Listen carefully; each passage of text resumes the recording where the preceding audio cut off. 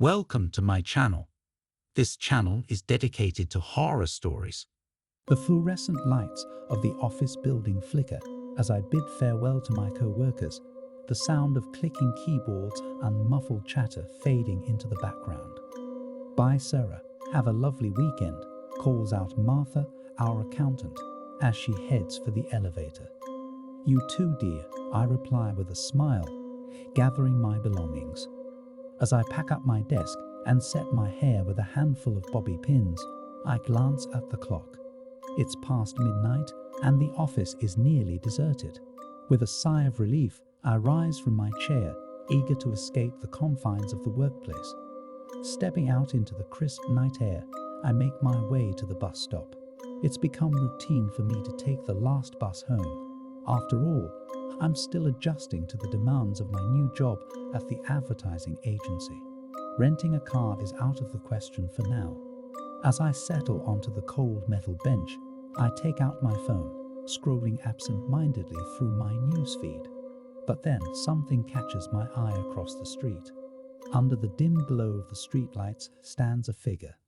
A man with disheveled hair and ragged clothes. A homeless man, perhaps. I try to ignore his presence, focusing instead on the screen in front of me.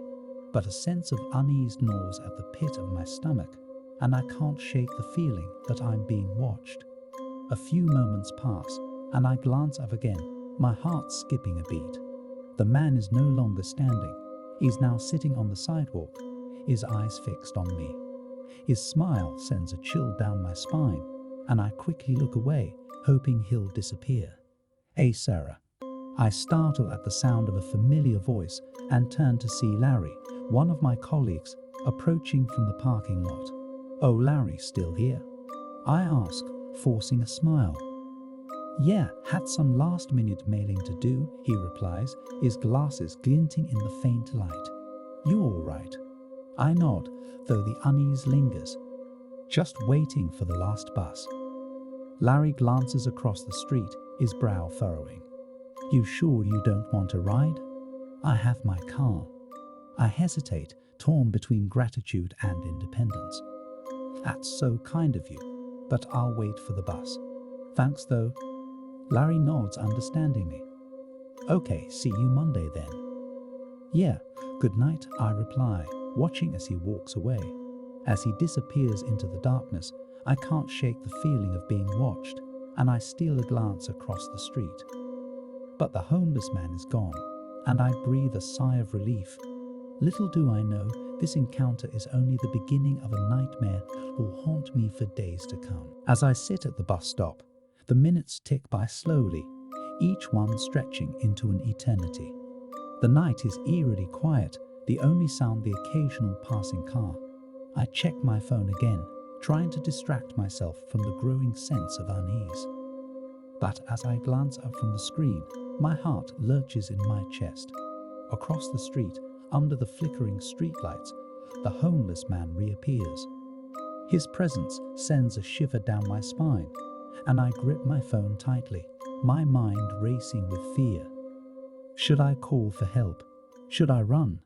But where would I go? Lost in my thoughts, I barely notice the approaching headlights until a familiar voice breaks through the silence. "Sarah?" I turn to see Larry, his car pulling up beside me. "Hey, Larry," I say, forcing a smile. "Didn't expect to see you again." He chuckles, his eyes scanning the empty street. "Yeah, I figured I'd check if you changed your mind about the ride." I hesitate, torn between the safety of his car and my desire to assert my independence. "I appreciate the offer, but I think I'll wait for the bus," I reply, trying to sound confident. Larry's brow furrows, concern flickering in his eyes. "Are you sure? It's late, and that guy over there looks sketchy." I follow his gaze to the homeless man, who's now watching us with a predatory gleam in his eyes. A shiver runs down my spine, but I shake my head stubbornly. "I'll be fine." "Thanks though." Larry nods reluctantly, his expression troubled. "Okay, but if you change your mind, don't hesitate to call me, okay?" I smile gratefully, touched by his concern. "I will," Thanks, Larry. As he pulls away, I'm left alone once more, the weight of my decision settling heavily on my shoulders. Little do I know, this choice will lead me down a path fraught with danger and despair. But for now, all I can do is wait, my eyes fixed on the empty street, praying for the bus to arrive before it's too late. The minutes drag on, each one stretching into an eternity as I sit alone at the bus stop, the silence broken only by the occasional rustle of leaves in the night breeze. The homeless man's presence looms in the back of my mind, casting a shadow over the deserted street. Suddenly, a movement catches my eye, and I glance up to see the homeless man standing under the flickering streetlight, his gaze fixed on me with an unsettling intensity. My heart lurches in my chest, and a cold sweat breaks out on my forehead as I realize he's still watching me. Panic grips me as I fumble for my phone, my fingers trembling as I dial Larry's number. But before I can hit the call button, a voice cuts through the silence. "Hey, Sarah." I jump at the sound of Larry's voice, relief flooding through me at the sight of his familiar face. "Larry," I exclaim, my voice trembling with fear. "Thank goodness you're here." He frowns, his eyes narrowing as he takes in the scene before him. "What's wrong? Why are you still here?" I gesture towards the homeless man, who's now moving towards me with slow, deliberate steps. "That guy," I whisper, my voice barely audible over the pounding of my heart. "He's been following me." Larry's expression darkens, his hand instinctively reaching for his phone. "Stay here," he orders, his tone firm. "I'll call the police." But even as he speaks, I know deep down that help is too far away. With a sinking feeling in my stomach, I watch as the homeless man picks up his pace, his eyes fixed on me with a predatory gleam.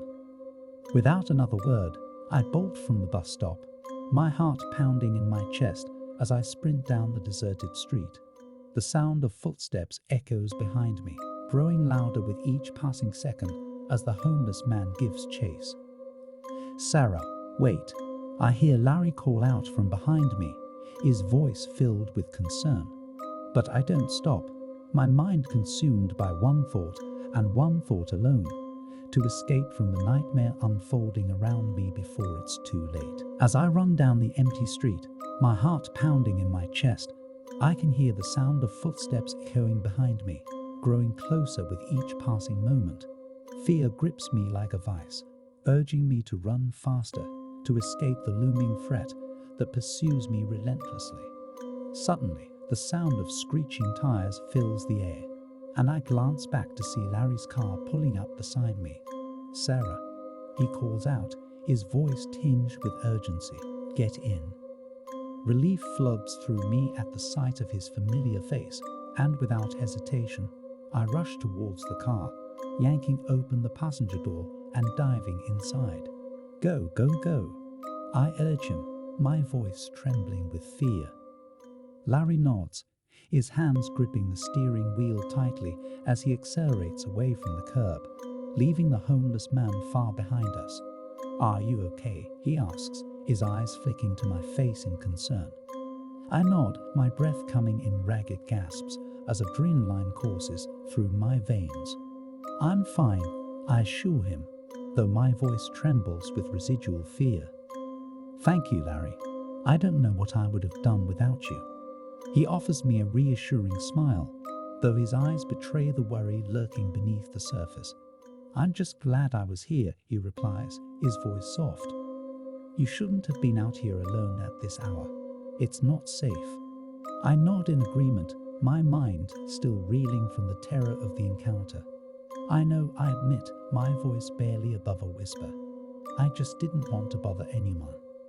Larry's expression softens, his gaze lingering on me with a mixture of concern and something else, something I can't quite place. "You're not a bother, Sarah," he says gently. "You're my friend, and friends look out for each other." Touched by his words, I offer him a grateful smile, feeling a sense of warmth wash over me in the midst of the darkness. In that moment, As we speed away from the danger that lurks in the shadows, I realize that sometimes the greatest acts of kindness come from the most unexpected places. The events of that fateful night replay in my mind like a horrifying nightmare as I awaken to find myself in a dimly lit basement. My head throbs with pain, and as I struggle to make sense of my surroundings, the realization sinks in.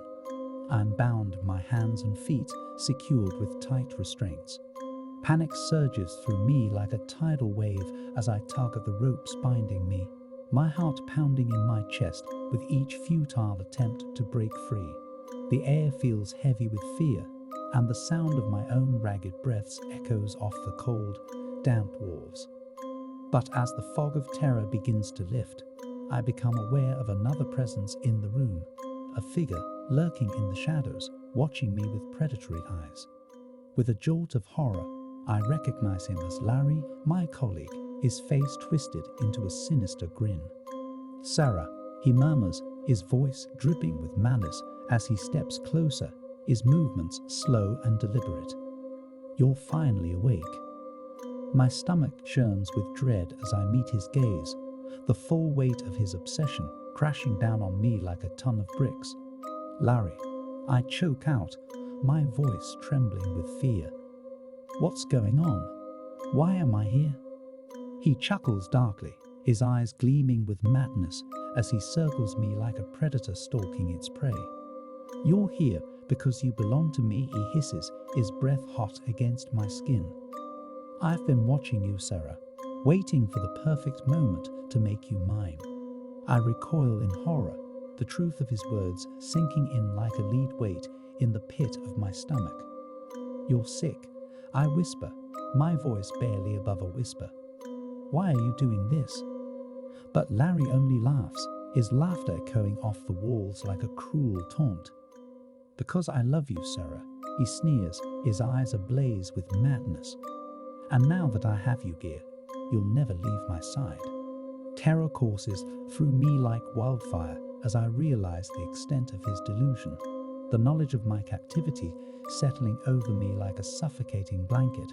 Trapped in the darkness, with no hope of escape, I can only pray for a miracle that will free me from the clutches of my twisted captor before it's too late. As the minutes stretch into agonizing hours, I find myself trapped in the suffocating darkness of Larry's basement, my mind racing with fear and uncertainty. Bound and helpless, I can do nothing but wait, the weight of Larry's obsession pressing down on me like a heavy shroud. But as the hours drag on, a flicker of determination ignites within me, a determination to uncover the truth behind Larry's twisted motives and find a way to escape from his clutches once and for all. With every ounce of strength I can muster, I confront Larry, demanding answers to the questions that have plagued me since the moment of my capture. "Why are you doing this, Larry?" I demand, my voice trembling with anger and fear. "What do you want from me?" Larry's response is chilling, a twisted mixture of obsession and delusion that sends shivers down my spine. "I love you, Sarah," he declares, his voice filled with fervor. "I've loved you from the moment I first laid eyes on you, and now that you're here with me, we can be together forever." But his words offer little comfort, only serving to deepen my sense of dread as I realize the depth of his obsession. "You're sick, Larry," I whisper, my voice barely above a whisper. "You need help." But Larry only laughs, his laughter echoing off the walls like a cruel taunt. "I don't need help, Sarah," he sneers, his eyes ablaze with madness. "I have everything I need right here with you." As the truth of his words sinks in, I feel a wave of despair wash over me, the realization of my captivity settling over me like a suffocating blanket. Trapped in the darkness, with no hope of escape, I can only cling to the faint glimmer of hope that burns within me, a hope that one day I will find a way to break free from Larry's twisted grasp and reclaim my life once more. Trapped in the confines of Larry's basement, every passing moment feels like an eternity as I struggle against the restraints that bind me. The darkness is suffocating, pressing in on me from all sides.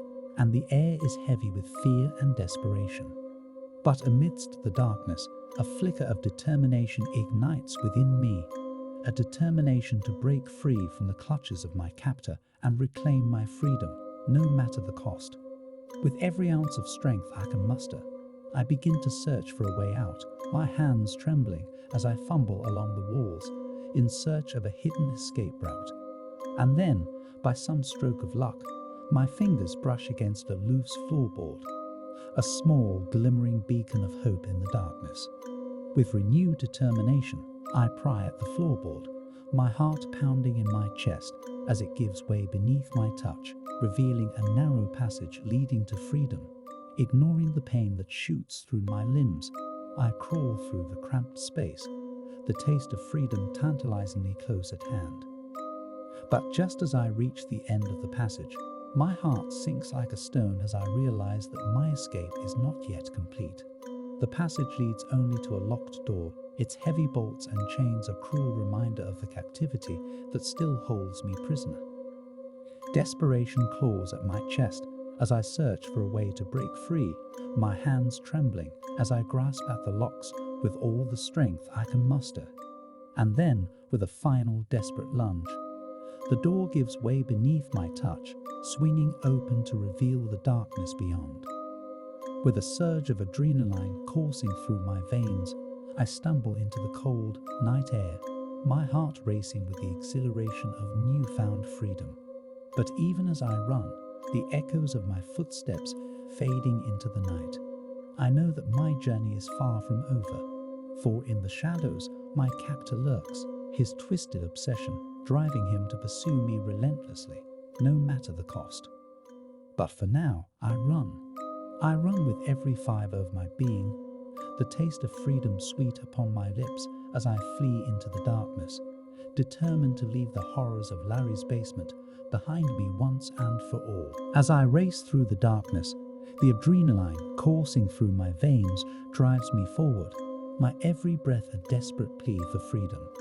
But even as I run, the knowledge that my captor, Larry, is hot on my heels spurs me on, my determination to escape burning brighter than ever. With every passing moment, the darkness seems to close in around me, the shadows whispering of danger and despair. But I refuse to succumb to fear, my mind focused on one thing and one thing alone: survival.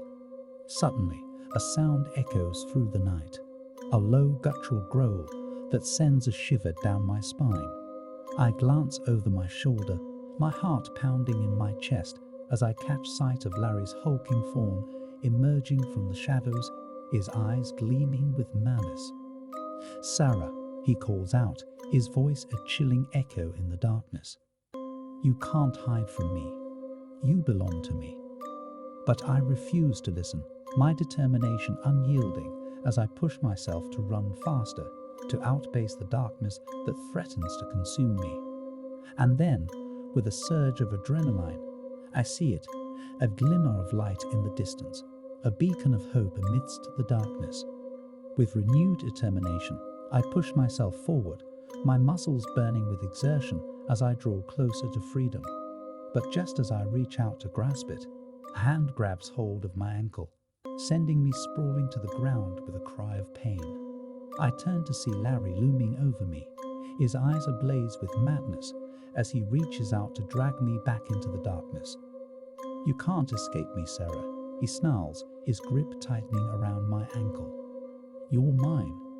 But even as his words echo in my ears, a fierce determination ignites within me, a determination to fight back, to reclaim my freedom no matter the cost. With a primal scream of defiance, I lash out, striking Larry with all the strength I can muster. And then, with a surge of adrenaline, I scramble to my feet, my every movement fueled by the desperate need to survive. "Leave me alone, Larry," I shout, my voice ringing out into the night. "I won't let you control me anymore." But Larry only laughs, his eyes gleaming with madness as he lunges forward once more.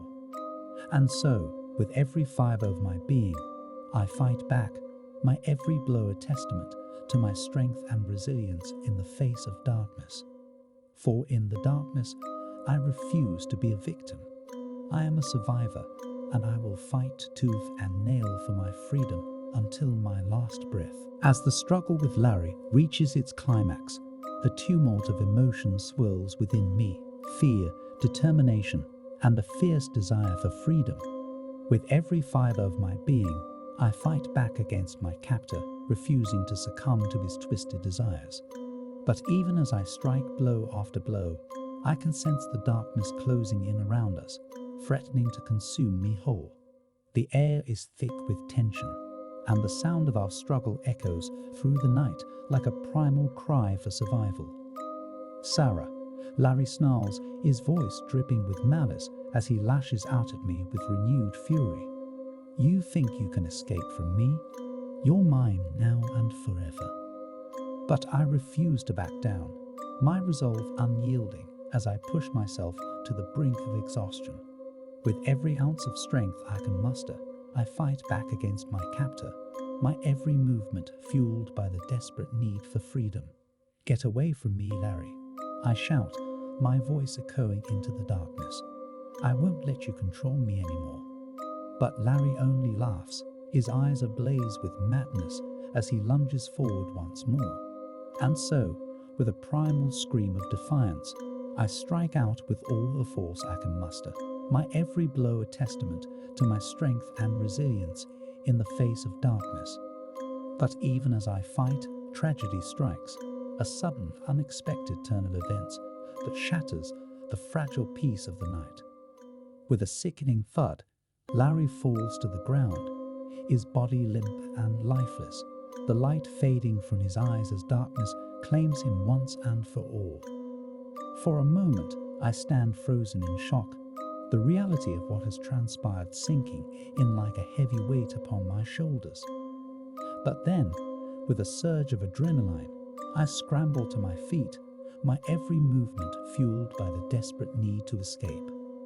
With one final glance at the lifeless form of my captor, I turn and run, the taste of freedom sweet upon my lips as I flee into the night, leaving the horrors of Larry's basement far behind me.